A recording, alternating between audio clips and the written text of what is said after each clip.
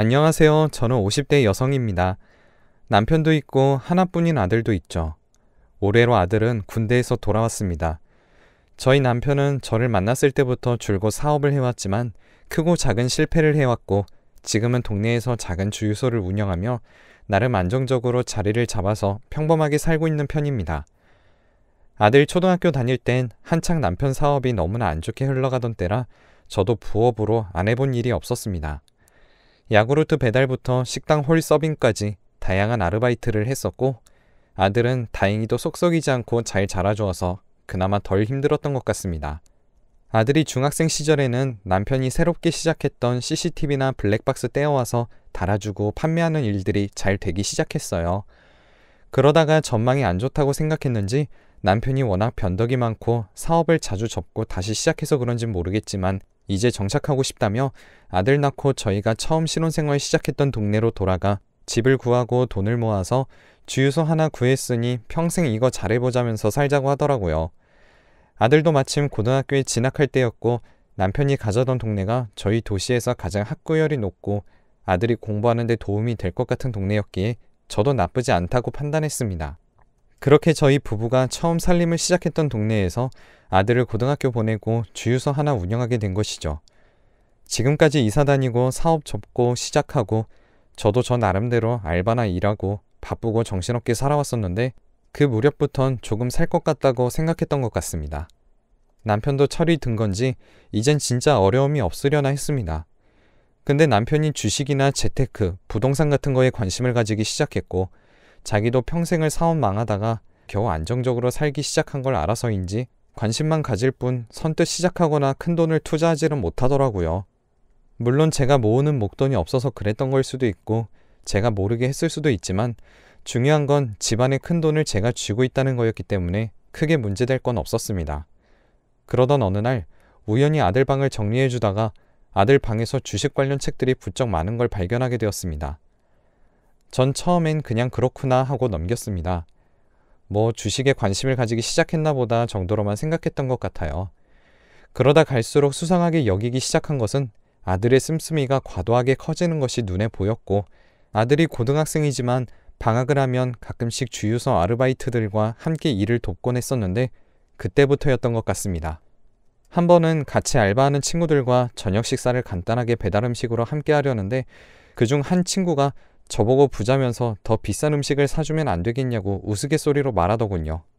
이게 무슨 소리인가 싶었지만 아들과 부쩍 가까이 지내던 친구였기도 했고 그냥 실없는 소리라기엔 느낌이 이상하여 밥 먹고 나서 그 아이를 불러다가 제대로 한 번 더 물어보았습니다.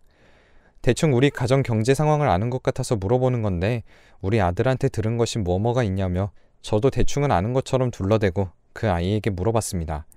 그랬더니 그냥 저희 아들이 주식으로 대박이 나서 갑자기 큰 돈을 만지게 됐고 그전까지는 사장님 사업이 어렵기도 했는데 지금은 모아둔 돈만 억이 된다는 소리였습니다. 그때 아들 방에 꽤 많다고 느꼈던 주식 관련 책들이 스쳐 지나가며 정말 놀랍기도 했고 어떻게 주식을 할 생각을 했는지 의아하기도 했으며 뭔가 모르게 조금 두렵기도 했습니다. 아들은 그 큰 돈을 만지며 어린 나이에 무슨 생각이었는지 계속 제게는 숨길 생각이었는지 등등 정말 별 생각들이 다 들었던 것 같네요.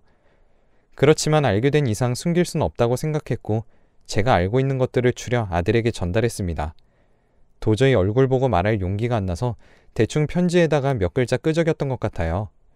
우연히 알게 되었고 엄마에게 왜 솔직하게 공유해주지 않았는지 마음이 무거워서 아는 티를 못 내다가 이렇게 편지로 대신한다는 내용이었습니다. 며칠 뒤 저 혼자 주유소에 있는 시간대였는데 아들이 일찍 귀가하며 제게 말해주더라고요.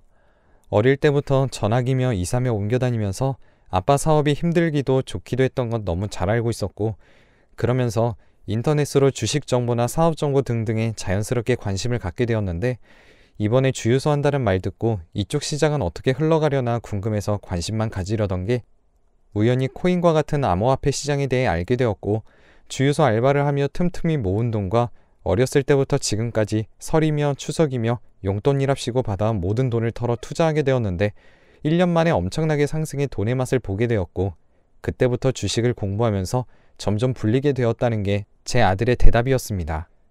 저와 제 남편의 불안정한 사업 활동으로 인해 아들이 주식에까지 눈을 돌리게 했다는 게 미안했고 억장이 무너지면서도 어떻게 어린 고등학생 아들이 주식으로 돈을 불려 몇백에서 거의 몇천에 달하는 돈까지 만지게 된 건지 마냥 신기할 따름이었어요. 왜 말을 안 했냐 물으니 아예 거짓말하거나 숨길 생각은 아니었지만 주식이라는 게 앞으로 또 어떻게 될지도 모르는 일이고 돈이 이렇게 많다고 알리면 아빠가 또 다른 생각을 할까봐 당분간 자기가 더 공부를 하며 앞으로 어떻게 될지를 보려고 했다고 말했습니다. 사실 아들에게 도움이 되지는 못할 망정 고생만 시킨 것 같다는 미안함과 구구절절 다 아들 말이 맞기만 해서 저는 그래 알아서 잘해라 라고 이야기했습니다. 진짜 실제로도 아들이 기특한 마음이 너무 컸고요. 그렇지만 아들 말대로 저희 남편이 그 사실을 알게 된다면 그 돈을 노리고 사업을 넓히고 싶어 할 수도 있기 때문에 저도 의도치 않게 아들과 함께 비밀을 가지게 됐습니다. 그러던 어느 날 갑자기 남편이 노발대발을 하며 저에게 아들 소식을 알고 있었냐고 했습니다.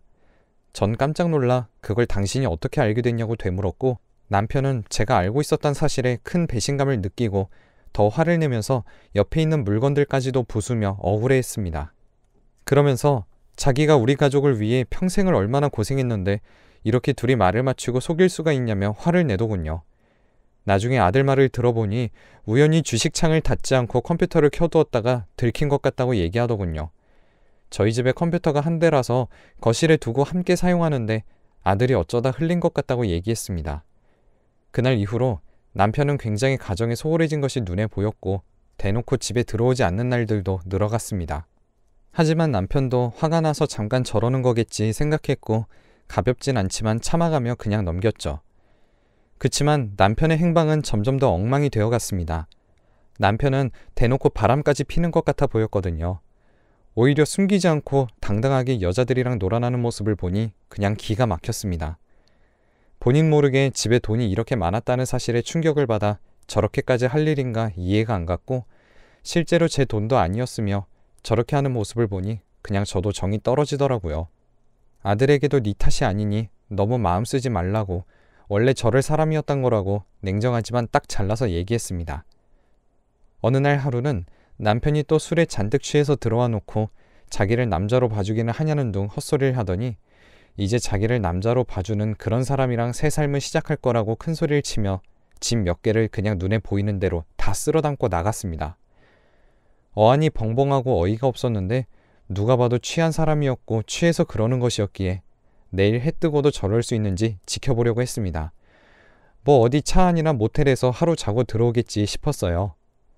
그런데 하루가 지나고 이틀이 지나도 남편은 진짜 보이지 않았고 심지어 일주일이 지나기 직전 무렵엔 전화번호도 신호가 가지 않았습니다. 저는 슬슬 갈수록 너무 걱정이 되기 시작했고 아들에게 괜찮은 척 해두긴 했지만 그래도 마음이 너무 불안하여 수소문하여 남편을 찾고 다니고 그랬습니다. 그러던 어느 날 갑자기 경찰에게서 연락이 왔습니다. 제 이름을 묻더군요. 그러더니 남편이 사망했으니 당장 병원으로 오셔야 한다고 했는데 전 믿기지도 않았고 그냥 하늘이 무너지는 줄 알았습니다.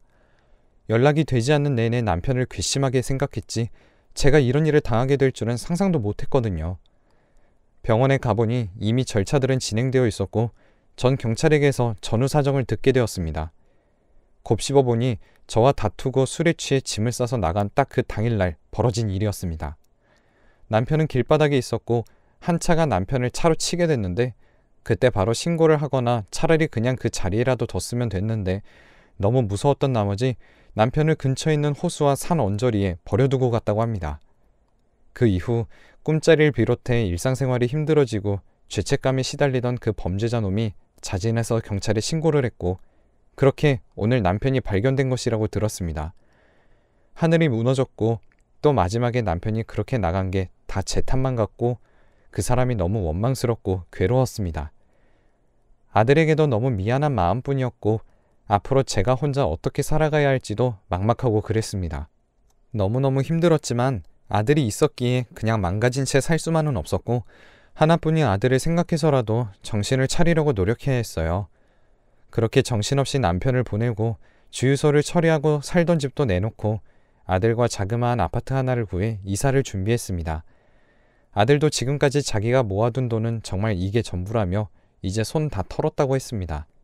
그렇게 아들의 돈과 제가 가지고 있던 집 그리고 주유소까지 모두 처분하고 아들과 둘이 살 자그마한 아파트 한 채로 이사가게 되었습니다. 이사를 가며 남편 옷도 조금 태워주고 정리 못했던 것들도 겸사겸사 정리하기도 했습니다. 그러다가 남편의 옷장 안에서 한 상자를 발견하게 됐는데 전 진짜 남편의 죽음 이후로 이렇게 놀라거나 충격받을 일이 더 이상 없을 거라고만 생각했지만 큰 충격을 받게 되었습니다. 그 상자에는 딱 봐도 내연 관계였음을 알 수밖에 없는 남편과 다른 다정한 여자들의 사진이 가득했거든요. 그리고 그 여자에게 받은 선물인지 미처 주지 못했던 선물인지 몇 가지 물건들과 짧은 편지가 있었습니다. 내용은 대충 정리하고 올 때까지 기다리겠다, 만나게 돼서 좋다, 이런 내용이었습니다.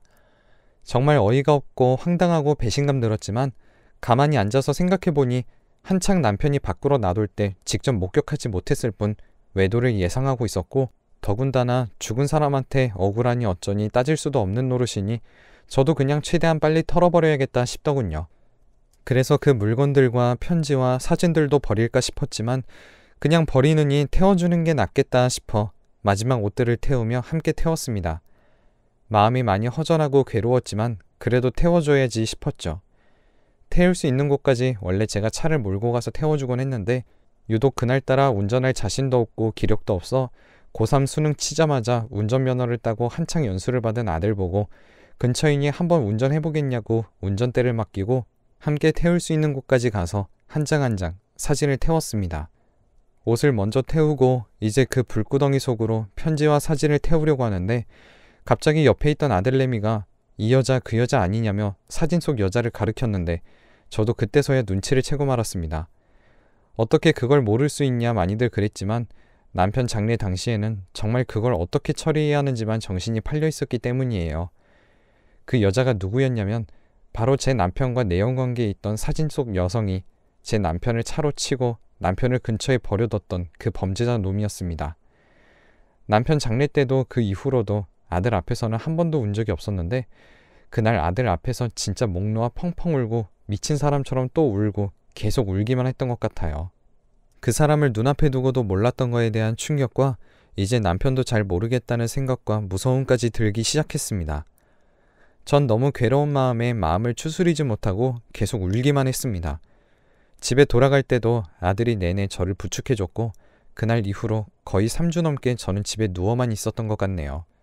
정말 다행히 저희 아들이 수능을 치르고 성인이 되기 직전 거의 집에만 있을 때 절 돌봐주고 스스로 밥도 차려 먹고 무엇보다도 경찰과 검찰을 오가며 다시 남편 사건에 대한 수사가 시작될 수 있도록 알아봐주기도 했습니다. 단순 뺑소니가 아니라 내연관계의 여자였다면 계획되어 있던 살인일 수도 있으니까요.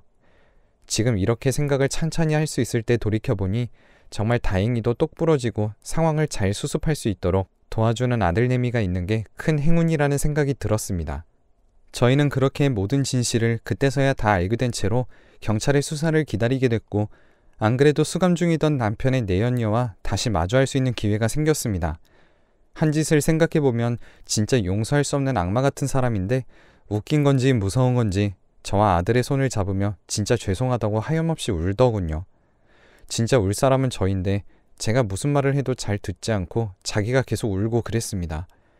원래 저와 아들을 정리하고 본인에게 돌아오겠다고 말했고 돈도 해오겠다, 집도 해오겠다 말하던 사람이 어느 순간부터 자기에게 소홀하고 연락도 잘 되지 않자 배신감이 너무 컸고 남편이 술에 취한 날 차로 치려던 건 정말 홧김이었다고 저희에게 말해주었습니다. 남편이 술에 취해 있던 그날 그 여자는 남편에게 전화를 걸어 그간 억울하고 서운했던 것을 털어놓았고 남편이 받아주지 않자 집으로 찾아가겠다고 실랑이 했고 남편이 길거리에 취해 있자 처음엔 내려서 말다툼을 하고 남편을 회유하려고 했는데 취해 있던 남편이 그냥 첩주제에 선을 넘는다 어쩐다 등등 취해 있는 상태에서 먼저 욕설과 조금은 폭력적인 모습을 보이자 차로 들어가 남편을 위협하려고만 한 거였는데 남편도 취해 몸을 못 가눠 정말 순간적으로 발생된 실수였다고 구구절절 설명해 주었습니다. 제가 알던 뺑소니 당시 상황과 달라진 것은 하나 없었지만 그런 관계였고 그런 대화가 오갔었다는 걸 들으니 정말 소름이 끼치고 놀라서 뒤로 자빠질 지경이었습니다. 형량을 비롯해 그 밖에 여러 가지 것들이 많이 바뀌진 않겠지만 이런 속사정을 알게 되었다는 게 너무 다행스럽기도 했고 너무 괴로워서 어쩌면 많은 걸 알게 된 지금이 더 원망스럽게 느껴지기도 했습니다. 지금은 그나마 시간이 많이 흐른 시점이라 이렇게 덤덤하게 얘기할 수 있지만 평생 아물지 않을 상처이자 사건이 될 것 같아요. 웃긴 게 아직도 그 내연녀의 하나뿐인 딸이란 사람은 저희 가족에게 몇 달에 한 번씩 꼭 이것저것을 보내옵니다. 그러다가 아들에게서 저희를 찾아와 사과를 하고 싶다고 했다던 이야기를 전해 들었습니다. 전 그 내연녀의 딸이 사과를 하고 싶다는 사실보다도 아들과 연락을 주고받는다는 사실이 더 충격이었고, 아들에게 물어보니 그냥 몇 번 마주할 때마다 혹시 모를 일이 나중에 생기면 안 되고 경찰을 통해 연락하는 것보다 더 편리할 것 같다는 생각에 자기들끼리 연락처를 주고받았다고 하더라고요. 그리고 집 주소를 아는 것도 아니었고 메신저 채널을 통해 그냥 선물을 보내주면 그 선물을 받은 저희 아들이 직접 저희 집 주소를 입력해 배송을 받아왔다는 사실까지도 알게 되었습니다. 그 범죄자 모녀한테 죄책감 덜어지게 그런 짓을 뭐하러 했냐고, 앞으론 선물 줘도 그냥 무시해라, 그리고 번호도 바꿔라 큰 소리 내며 아들을 혼냈습니다. 그런데 아들 반응이 너무 충격이었습니다. 솔직히 잘못은 아빠랑 그 내연녀가 저지른 거고, 자긴 솔직히 아빠가 잘한 것도 없다고 생각하고 어릴 때부터 아빠에게 가져오던 애정이나 감사함들도 이제는 그런 감정들마저도 희미하다며 그 딸한테까지 직접 나쁘고 탓하는 감정 가지기 싫다고 얘기하더군요.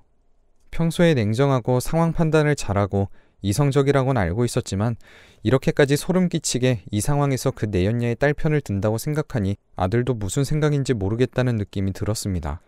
아들이 저 몰래 그 내연녀의 딸과 더 연락을 한다면 정말 아들 얼굴도 못 볼 것 같고 아들마저도 잃을 것 같다는 두려움에 하루하루 더 시름시름 앓게 됐고, 아들도 그 정도의 관계까진 안 하고 탓을 안 할 뿐 선물을 받을 정도일 뿐이지 제가 걱정하는 나쁜 일은 절대 일어나지 않을 거라고 절 다독이고 설명했지만, 이제 병처럼 앞으로 제게 일어날 일들에 대해 지나치게 두려워하게 됐고 그런 습관들을 가지게 됐습니다. 앞으로 제게 더 충격적인 안 좋은 일이 일어날까봐 걱정하는 습관들을 가지게 됐네요. 앞으로 정말 잘 추스리고 살 수 있겠죠? 긴 글이었지만 들어주셔서 감사합니다. 저와 제 아들이 평범하게 잘 살 수 있도록 응원해주시면 감사하겠습니다.